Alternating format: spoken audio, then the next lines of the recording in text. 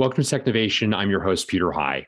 Our broadcast today comes from a conversation recorded in front of a live audience in which I spoke with Keith Krach, who was the founder and chief executive officer of Ariba, the former chairman and chief executive officer of DocuSign, and the former United States Undersecretary of State for Economic Growth, Energy, and the Environment. Excellent. I'm so pleased to welcome Keith Krach to the broadcast today. Keith has a remarkably diverse a set of experiences and has reached remarkable heights in a variety of different settings. A native of Ohio, and I actually, like myself, he grew up in this great state of Ohio, was the youngest ever vice president at General Motors, achieving that at 26 years of age. He was the founder and chief executive officer of Ariba. He's a former chairman and chief executive officer of DocuSign. He's also a former chairman of the board of Angie's List and of his alma mater, Purdue University. And in 2019, he became an Undersecretary of State for Economic Growth, Energy, and the Environment in the Trump administration. And just to add a cherry to the top of what all the remarkable things I've already mentioned, which is only scratching the surface, he has been nominated for a Nobel Peace Prize to boot. Keith, it is an honor to speak with you today. Thank you so much for taking time. Well, thank you so much. It's a pleasure to be here, Peter. I really appreciate it. I would love to understand. I want to cover all the things that I've mentioned and more, if I may. And I'd love to begin with your roots as a business person and a business executive. I was fascinated to learn that on your rise, as part of your rise at General Motors, part of that had to do with your curiosity with and familiarity with and experience in technology. This is at a time where technology was really emerging as an important aspect in a major manufacturing company like General Motors. You took on a real leadership perspective in areas like robotics. Talk a bit about those early days and that fast rise that I alluded to, some of the reasons for that pathway up, if I may. Yeah, well, I owe a great deal of debt to General Motors. They put me through school at Purdue, and then they sent me off to business school. And, my first job was a production foreman, second shift chassis line, during a summer in Cadillac in Detroit.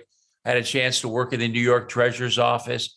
And then when I finished business school, I had a big interest in robotics. Back then, that was ultra high tech.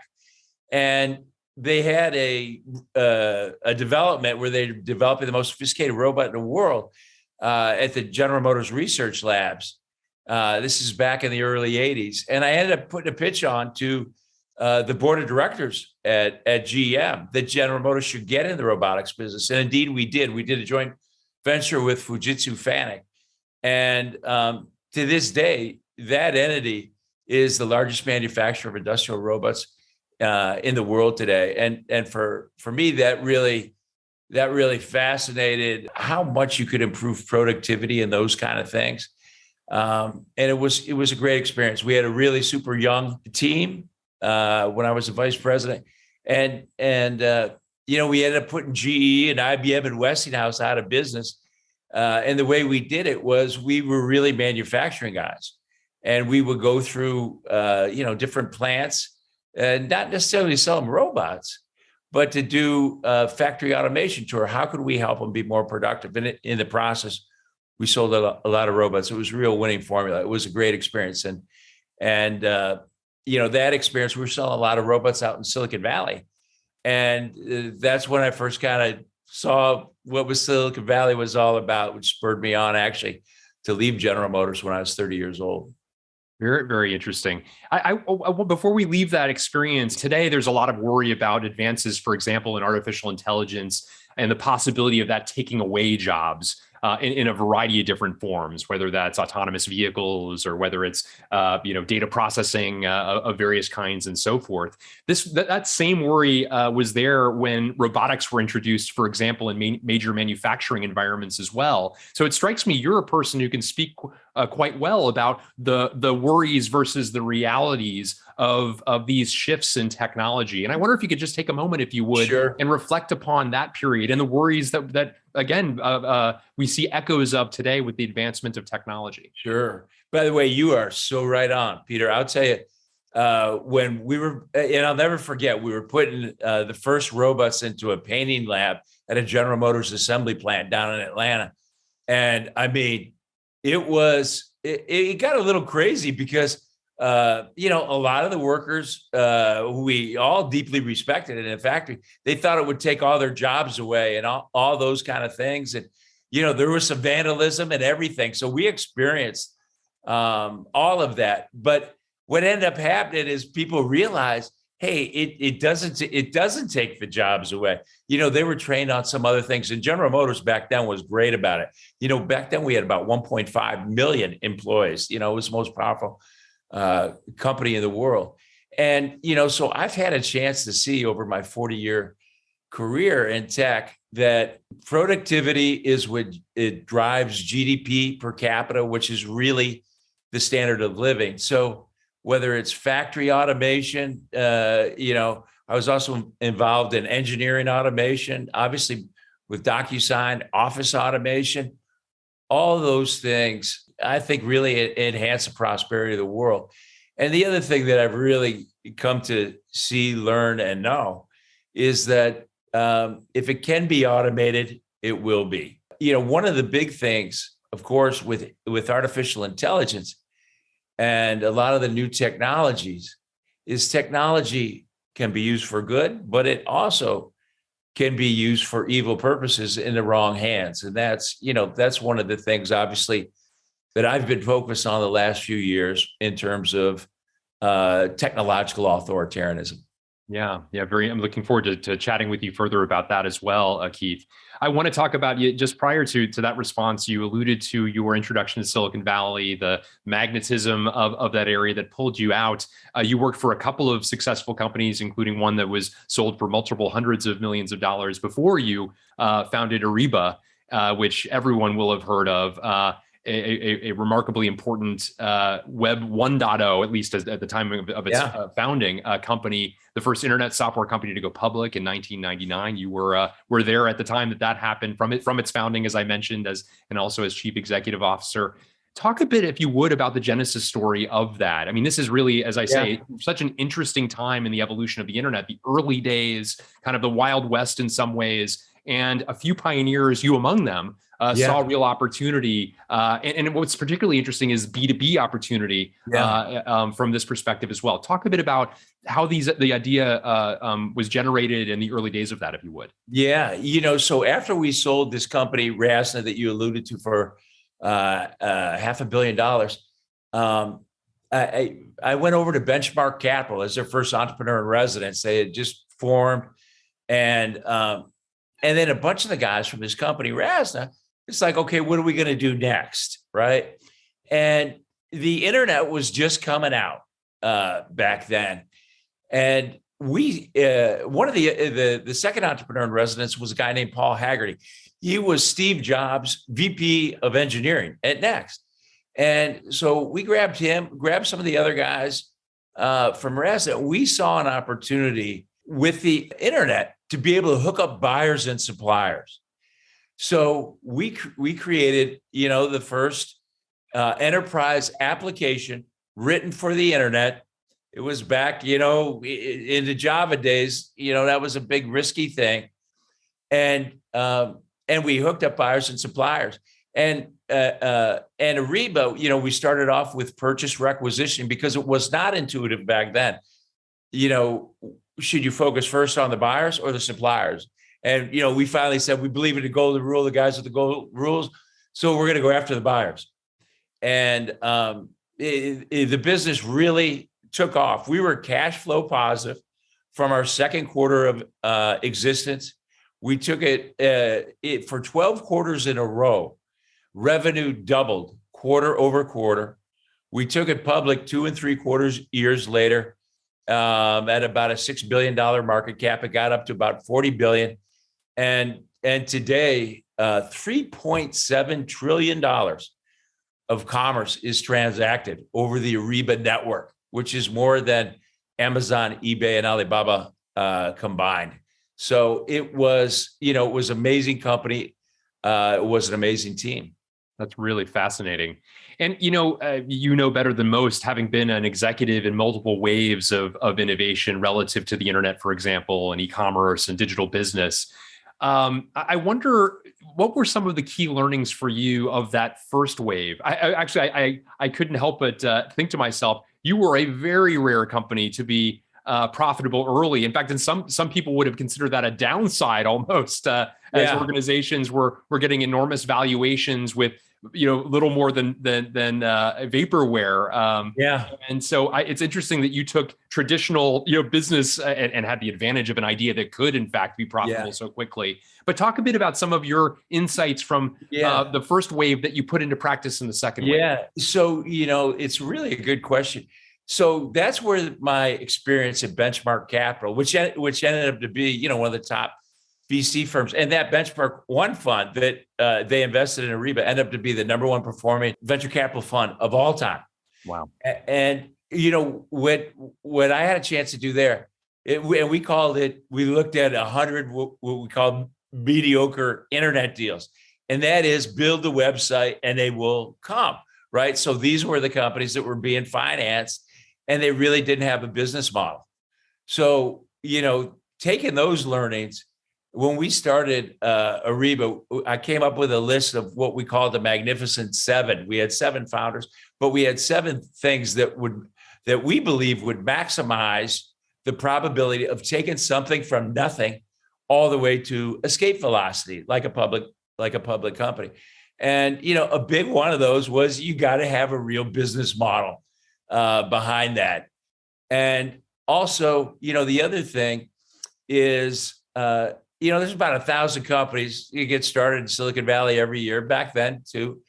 And, 500 of them go out of business the first year. And they don't go out of business because of starvation. They go out of business because of indigestion, because they lack focus. So one of the big things that we really learned, and we did, was focus, focus, focus. So in other words, when we began this thing, we said, all right, we're going to focus on the buyer side. The other thing is, what should the e-commerce be? Direct materials, indirect. We picked indirect materials. We created the category operations research management. That was one of the other big learning lessons, was that, the category king gets 80% of the resources and 80% of market cap. Players 2, 3, 4, 5, they got to fight over the scraps. And one of the ways to create a category is to name it. Now, and we did.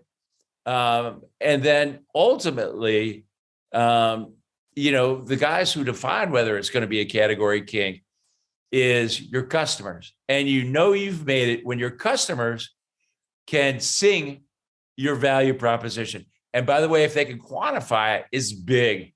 And I'll never forget, I was at the World Economic Forum. And it's when, B2B e-commerce was just kind of coming out. And the panel was myself, and there was another company, Commerce One. The CEO was Mark Hoffman, and they were our competitor. They since went bankrupt. We kind of put them out of business.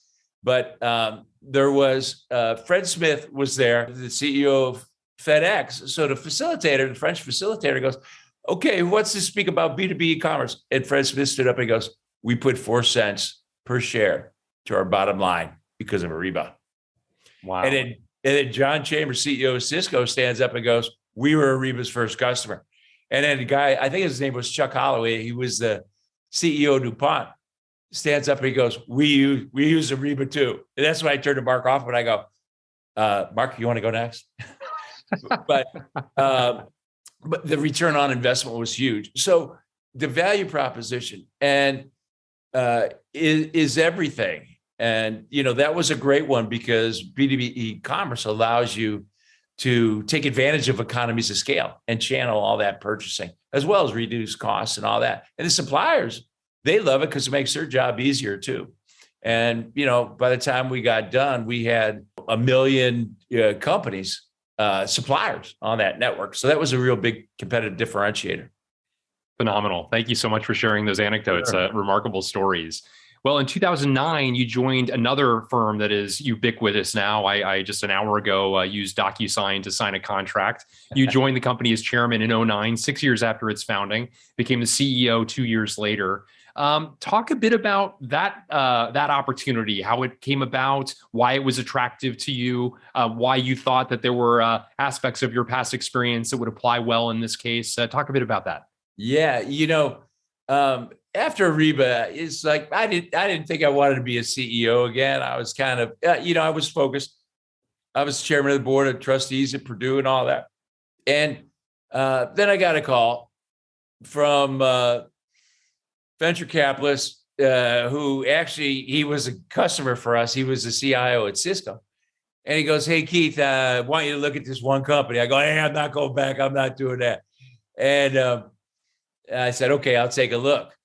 And I saw a DocuSign, and I looked at that and I said, most people are going to figure this is going to be a feature of Adobe. I said, man, we can apply the Ariba formula of creating a two-sided network and add water and stir. So I went in as the chairman, and the thing was kind of taken off. And I remember they wanted me to be the CEO, right? I go, "Hey, I'm just going to be the chairman." Or I just said, "I'll go on the board." And in the first meeting, they go, "Hey, Keith, we need a chairman." Okay, fine. And then, about a year or so later, they go, "Hey, we want you to be the CEO." So I go home to my wife and I said, "Hey, you don't want me to go be the CEO, man. This is 7x24. You're under the desk once a month, at least guaranteed once a quarter under the desk in a fetal position." And she goes, "All I know is you get so excited before you go to your board meeting and you're even more excited after." She goes, "I'd love to see CEO Keith." And that was a great experience. We, with each one of these companies that we built, we learned valuable lessons. This stuff is not written in a book, and we do a lot of experiments. So, you keep adding those arrows in your quiver, and, you duplicate a lot of the strategy. So creating that two-sided network was a big part of it that we learned from Ariba that we applied to DocuSign. Now, one of the things DocuSign we did, which we really wrote the book on this, is equity financing.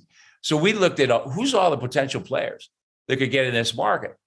And our objective was to create a 4-dimensional partnership with them. A customer, equity investor, go-to-market partner, or they resell it, and product integrations. So we did that with Google, Salesforce, Microsoft, Intel, Dell.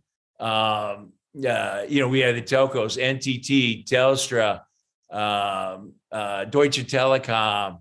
We even did a deal with FedEx. So all these guys were investors in DocuSign. And, it really grew. The other big, and this is another learning lesson from both companies, the thing I was talking about in terms of focus. So when we started out at DocuSign, we wanted to focus on a beachhead. And, beachhead is something that is small enough that you can own, but big enough you can live off it for a while. And ideally, it's on the strategic high ground, and you can attack adjacent markets with that. So at DocuSign, it was residential real estate, which was great because that unlocked a huge value proposition, all these signing ceremonies, everything like that. And it reached almost everybody. So, so when we went to the big enterprise, it's like, oh yeah, I just sold my house, or I bought a house using DocuSign. I love that. Oh, we could use this everywhere. And so, that took off.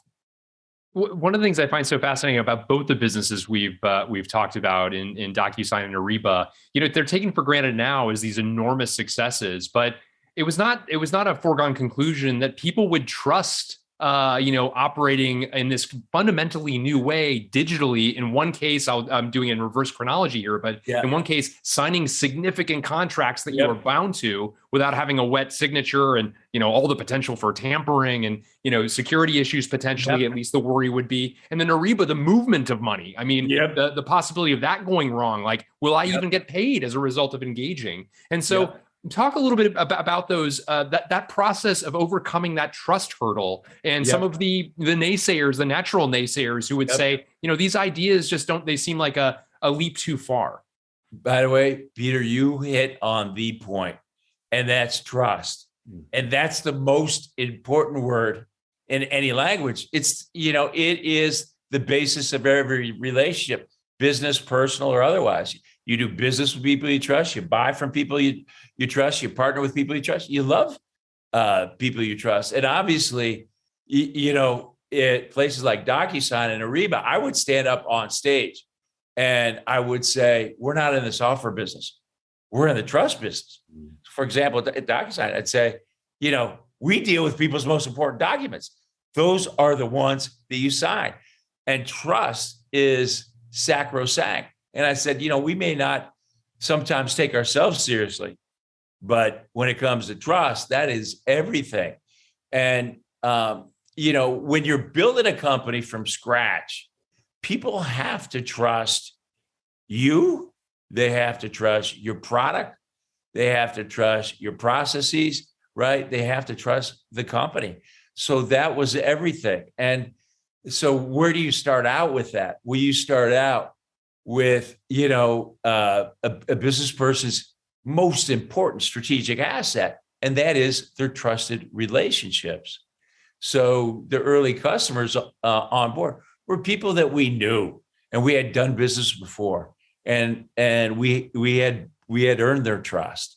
That is everything. And so what we did at Ariba and at DocuSign, we created or helped facilitate industry standards. So for example, at DocuSign, we created the XDTM standard.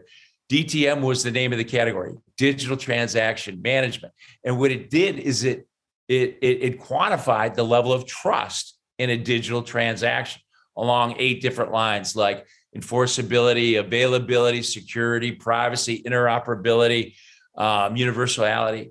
And so that's a key thing for it to take off. And back in the old days, I'd be like 15 years ago, somebody said, hey, we use DocuSign, we would give them a hug, because there weren't a lot of them. Now on the DocuSign Global Trust Network, there's a million companies and now 1 billion users. So it's really taken off. It's really become the standard. And one of the other goals that we had was, hey, turn it into a verb, right? Because we were looking at, hey, just FedEx it, Google it, Xerox it. Now it's DocuSign it. Right.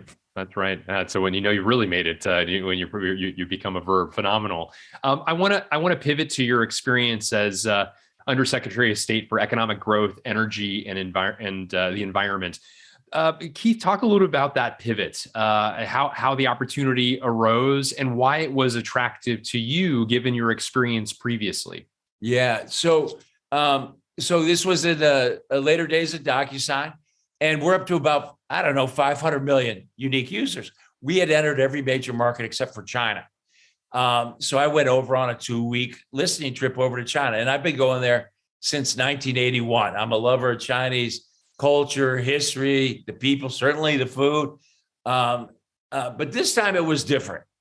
I could see that Xi's amped up market competition had turned into a form of aggression. I also saw their drone swarm technology, saw a lot of their technologies. I talked with 7 and 9 Politburo members. They were telling me to download Tencent every 30 minutes. And as I'm getting back on the plane to come home, I'm going, the guys with the best technology win the war. And these guys don't have good intentions. And I'm thinking, I wonder what the guys in Washington know about this. And I'd never been involved in politics or served in government. I always ran my companies politically neutral. And I went out a week later. And that's when I got asked, Keith, have you ever thought about serving your country? Which is basically, you're going to serve. And I go, that's a dream I never knew I had. I'd be honored. They go, can you move? I go, I can move anywhere in the world. And that's when they sent me over the State Department to run U.S. economic diplomacy as Undersecretary of State.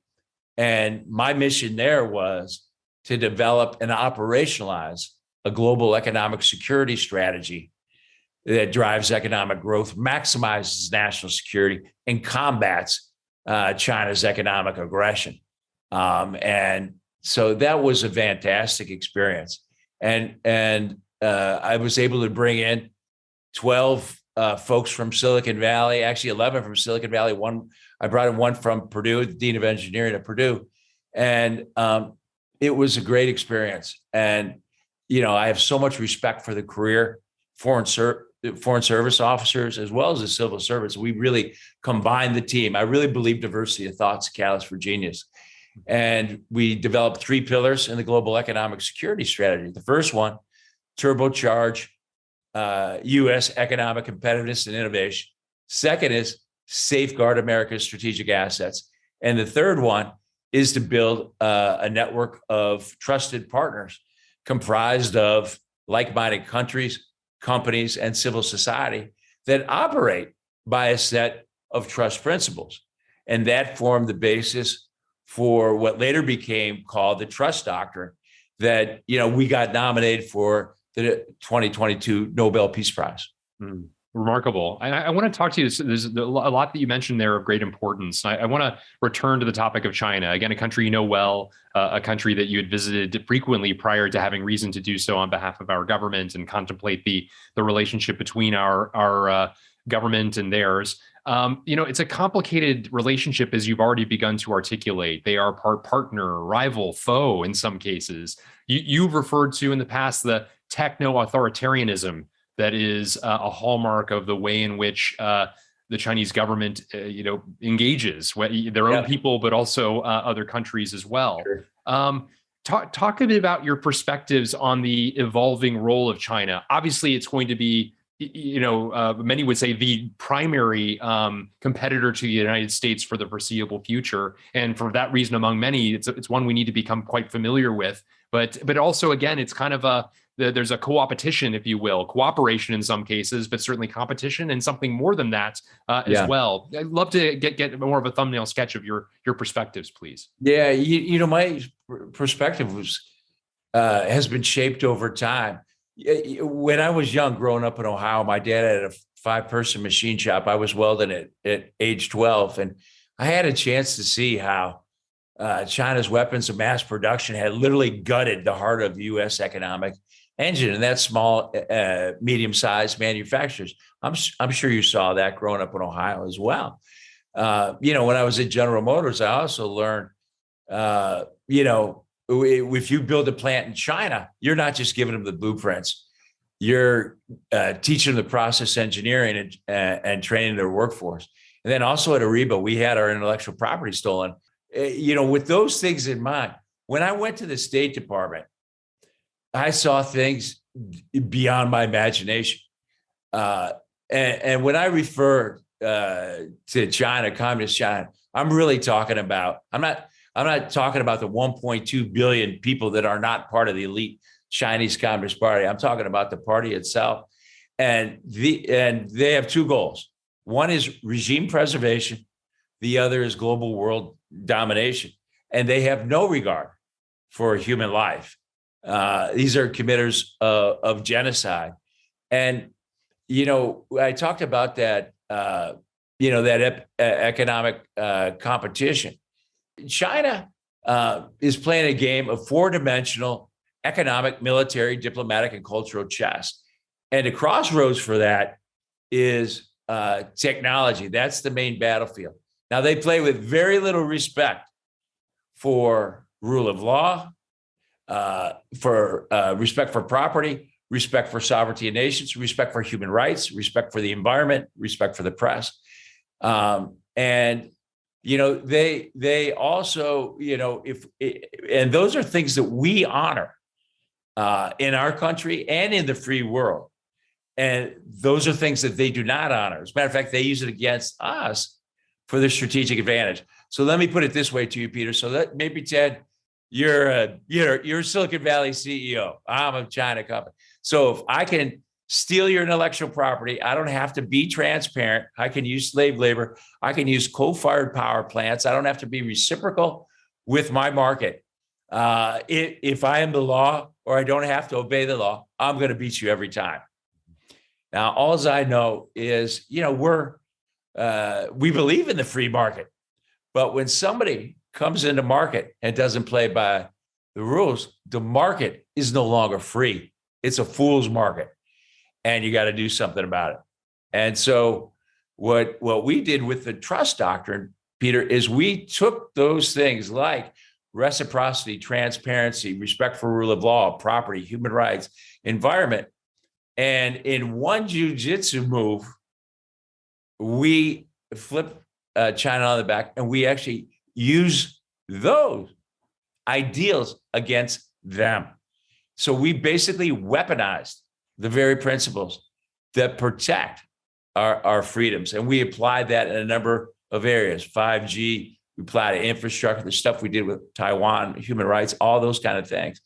That's why when you said, talk to me, trust is really important building these companies. That was everything. Yeah, very, very interesting perspectives. I know you also have a related geography, certainly, is Taiwan. And you've been on the record previously about your own perspectives on Taiwan, its relationship with China, issues to say the least in that relationship. Offer some perspectives, if you would, to this audience as to your thoughts on Taiwan. Sure. I mean, Taiwan is a linchpin of democracy. They're a role model for freedom. They are strategic. Now, to General Secretary Xi of China, what Taiwan represents is it dispels the Chinese myth that the Chinese culture can only live under an authoritarian rule, and he wants to destroy it. For businesses, Taiwan is key. So if there's a China-Taiwan conflict, this is devastating for companies, for the business sector. It's catastrophic for high tech because it's the home of the most advanced semiconductor manufacturer. Now, I had a great honor of being the highest ranking State Department official to visit Taiwan in 41 years. I was greeted with 40 Chinese fighters and bombers flying into Taiwan airspace, but we were able to do some great things with them. We did economic prosperity partnership. We did a science and technology agreement. And we also onshored the most important foreign company to United States national security, and that's Taiwan Semiconductor. It was the largest onshoring in history, $9 billion to build big plants, which ended up being a catalyst for the legislation we designed called it was a CHIP Act, got combined with Endless Frontiers, U.S. Innovation Competitive Act. It also was a catalyst for us to bring $17 billion plant, Samsung and Intel stepped up big way, $20 billion, because they were all these semiconductor plants were all overseas. Only 12% was being done in the U.S. And we invented it. And this is the most important industry in the world. So it's a national security issue. Now, the interesting thing that I've seen with Taiwan and also with a Russian horrible invasion of Ukraine is that, 300 companies had to pull out of Russia because of these atrocities they're committing. And that has kind of woken up the business world. And it's also increased the chance for a Taiwan-China conflict. So now what I'm seeing, Peter, here's an interesting thing for your viewers, is what I'm seeing is that some of the most respected board members in corporate America are demanding from their CEO a China contingency plan in case that happens, because that will certainly be devastating. We're beginning to see that in Europe now, too. One of the things we're seeing at the Kroc Institute for Tech Diplomacy is actually a request for, hey, is there a checklist? Is there an outline for developing a China contingency plan? Because if you look at the effects that would have on companies, businesses doing business in, with, or for China is 10 and 20x what happened to the companies that had to get pulled out of Russia. That was hundreds and hundreds of billions of dollars. When these plans get presented to these boards, it's not like something you go around a table, let's take a formal vote. People just nods their head and it's blessed. And then the CEO will begin to implement it, because those CEOs know if they begin to implement it, once that thing begins, it's too late. Yeah, really interesting. You alluded to the Kroc Institute for Tech Diplomacy, and would love to talk a little bit about that. I know one of the among the things that you are very interested in, and the institute focuses on, is the perspectives on the benefits versus the risks of emerging technology. Whether artificial intelligence or synthetic biology, 5G, and it's expanded beyond that, climate innovations. Talk a bit about your own perspective as somebody who's been so immersed in the topic of technology, been a great innovator in this space, investor in this space, have thought about the implications across geopolitical fronts. What conclusions do you draw, generally speaking? Well, the first thing is technology must advance freedom. And by the way, that is basically the mission of the Kroc Institute for Tech Diplomacy. Because when you look at the things, for example, that China does, they have a surveillance state, and they are taking those tools that they have perfected and exporting dictator out of the box to countries in Africa, South America, Southeast Asia, with those surveillance tools. And so, one of the urgent missions that we had at the State Department was to defeat China's master plan to control 5G communication. And 5G is not just a cell phone. It's utility grids, power systems, sanitation systems, Internet of Things, manufacturing processes, because of the speed. And China's most important company and the backbone of their surveillance state, Huawei, back 2 years ago in February of 2020, it looked like they were going to run the table around the world. So that would mean they could listen into everything, take your personal data, all that stuff. And both sides of the hour were hitting the panic button. And previous efforts had failed. And so we put together a team and a strategy called the Clean Network Alliance of Democracies that would only use trusted technology. We ended up getting 60 countries, 2/3 of the world's GDP, 200 telcos, whole list of companies. And we defeated that master plan. And by the way we did it is we exposed that really nobody trusts them.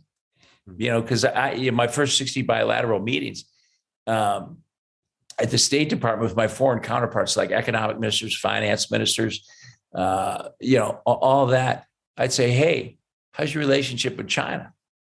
And they go, oh, they're a really important trading partner. And then they look like both ways and they go, but we don't trust them. And that rang bells in my head back to that DocuSign thing, like trust is the most important word in any language. So we use that as our strategic positioning. So after our term in office was over, that's why we formed the Kroc Institute for Tech Diplomacy to actually go out there and teach this new thing called Tech Statecraft, which we developed, which is the integration of Silicon Valley strategies and foreign policy tools, and based on the trust doctrine. So we're doing a lot along those lines. And one of the things that we just recently announced was the Global Technology Security Commission. And the Kroc Institute's doing that in conjunction with the Atlantic Council. I'm co-chairing it, and my other co-chair is the former president of Estonia, Kristi Kaljulaid. And where this is different, this is not a U.S. commission. This is a global commission. So we'll have commissioners from all the major countries, and the purpose is really to develop in-depth strategies for combating technological authoritarianism and advancing freedom. And we're going to focus on 17 technologies in depth, and then we're going to integrate the strategy together. And our aim is that it's a global de facto strategy around the world in terms of combat technological authoritarianism, something that's tough for a government to do. And it's really about also really driving it, the private sector folks as well. One of the things is Peter, you've heard about it, the China firewall. I call it the great one-way China firewall, where all the data comes in for their own malign use, things like social credit system, their AI military application, and no data goes out. And then reciprocally, all the propaganda goes out, but the truth doesn't come in. So they've kind of shut themselves off. And now they're really amping up a lot of aggression. We could really see it during the pandemic. She really, they've always said, hey, we want to be the world's global dominant superpower by 2049. And, all roads lead to Beijing. But now we saw them really amp up that aggression during the pandemic. And in conclusion, Keith, it sounds like you're making remarkable progress. As you think about the progress that has been made, and you think about as you foresee where the future is headed, does it give you reason for optimism that the work that you and the Kroc Institute for Tech and Diplomacy, among other institutions who are working in a comparable direction, that more progress is being made? There are more steps forward than steps back? Yeah, I think so. And I'll tell you what, so you could imagine, so I was coming into the government, I get ready for my Senate confirmation hearing. I was handed 3 notebooks, one for every industry. I had every industry. The second notebook, all the different initiatives. And then, the third one, all these different regions. And I just saw China, tech, everywhere. And what I didn't see is I didn't see any kind of a proactive or integrated strategy. And I think now we've got a model. And the beautiful thing about the trust doctrine, the Clean Network Alliance of Democracies, it's a bipartisan model. And it actually has provided a bridge between a Republican administration and a Democratic administration. And that is so critical, because the most important thing in this battle against authoritarianism and to preserve democracy is our allies. And they need that continuity of policy. Plus, nothing scares the heck out of Xi more than a United States. So, obviously the Institute's all bipartisan. We've got Leon Panetta on board, he's on our advisory board, all these guys. And so that gives me hope. And that Clean Network of Alliance of Democracies, H.R. McMaster said, hey, this is the first government-led initiative that actually defeated China Inc. And the thing is, we built it to be a repeatable, enduring, duplicatable model. We used it as the basis for the Blue Dot Initiative, which now the Biden administration has accepted or has created as the Build Back a Better World, which he was just talking about with the G7 folks and all that. So yes, there is hope. And, I was wondering, because it's like, my God. But you know what? I really believe that America has got to lead on this one. And there is nothing static about superpower status. And we've got to raise our awareness in this country. And China's done an incredible job over the last 40 years with their deception and concealment. I mean, these guys have been at war with us for a long time. But I think what I saw as I traveled around the world, putting these 60 countries on, is the world's woken up to China's that 3C doctrine. I think citizens of the world realize that the pandemic is a result of the concealment of the virus. Citizens of the world saw the co-option of Hong Kong and how it eviscerated its citizens' freedoms. And now people have learned about the coercion in Xinjiang and how that's grown into punishable genocide. And citizens don't like it. So it's beginning to give the political will to government leaders and to CEOs. It's the most unifying issue, bipartisan issue on Capitol Hill. And, and people are willing to stand up to that China bully. And they divide and conquer. We've seen it everywhere. And, we probably all dealt with bullies sometime in our life. I know I have. And what I learned is when you confront a bully, they back down. And they really back down if you have your friends by your side. So that's the key. That's great. The last question I wanted to ask you, Keith, you've lived such a consequential life, one of great influence in the business sector, in geopolitics, in the educational realm, a variety of places where you've given your time and attention and knowledge. What are some of the secrets to your success as you contemplate your own remarkable career? Is there advice you would offer to others who might wish to have an A+ set of experiences across such a diverse array of areas as you have? Well, I recently had an honor of being able to give the commencement address at Purdue. And what I talked about there, the title of it was Transformation Through the Power of Trust. If trust is the most important word in any language, then transformation or change is the most powerful one, because without that, we don't develop, prosper, or grow. If you're not changing, I mean, in the business world, you're dying. And the best way to control the future is to invent it. In order to change, to transform, and to grow, you've got to trust yourself. And, I guess what I've learned over time is I've always been jumping in water over my head. I'm like, oh my God, how did I get in this business? How did I get to be a VP at GM at 26? And, you learn how to swim, and it's kind of scary. I call it scary fun. It's an adrenaline rush. And after time, it kind of becomes addicting to be a transformational leader in terms of somebody who challenges the status quo by inspiring and unifying and energizing a team of people for a noble cause to leave a profound and long-lasting impact. But the key to that is trust and building those trusted relationships. That's really what it boils down to. I think that, so one of the key skills, I think, is how fast can you build trust? Because in the business world, even in the government world, everything is divided by time. And at the end of the day, you have nothing if people don't trust you. So that's probably my biggest piece of advice. Maybe the last one is, sense of humor is a superpower. I remember my dad goes, when I was a little kid, he goes, or not a little kid, I was coming back from college, because I remember I was drinking a beer with him. And he goes, Keith, you ever feel like you get in a tough situation, corner, you can't get out? I go, what are you talking about? What are you talking about? My dad was a boxer in the Army. He goes, oh yeah, when you just feel like you're cornered in the ring, and there's no way out. I go, oh yeah, no, I know that feeling, Dad. It's just that warm thing. And he goes, there's one way out. Works every time. There's one way. I go, what's that? He goes, mock yourself out.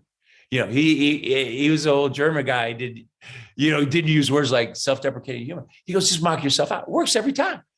And he goes, now, don't mock anybody else out, because you're going to hurt their feelings. Just focus on you. Besides, that's not funny, So I think, there's times to be serious and there's times not to. And, we're only on this earth for a short period of time, and, enjoy it and pay it forward. I think that's the best. Well, Keith Krach, I'm honored that you joined us today. Thank you so much for sharing your perspectives across the remarkably diverse array of enterprises and institutions that you've been dramatically involved in founding, in creating, in building, in influencing. It's been a really wonderful conversation. Thank you so much.